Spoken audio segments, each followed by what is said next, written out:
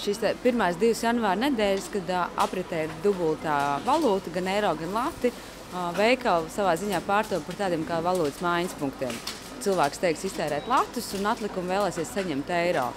Kas attiecās pircēju paradumiem, tad varbūt tie tiks ietekmēti pavisam nedaudz. Cilvēki varbūt rūpīgāk sekos līdz tam, ko viņi pērk. Katrā gadījumā šīs 2 nedēļas būs ļoti nopietnas un pārbaudījumi pilns ne tikai mums tirgotājiem, bet arī pašiem pircējiem.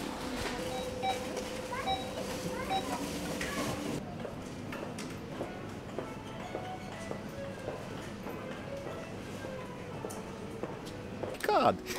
Pa lielam. Pievienojamies, bet viena lati kļuva par citiem latiem.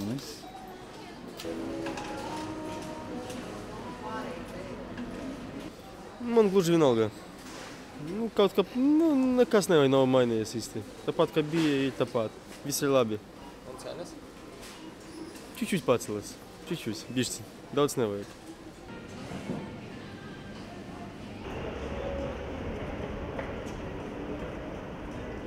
There are lots of already immediate advantages. One of them is, of course, in terms of reducing certain risks like speculative attacks on the currency, also liquidity access to the ECB in terms of banking liquidity during the crisis times and things like that. Of course, also in terms of currency exchange, it reduces certain costs for companies, for private individuals.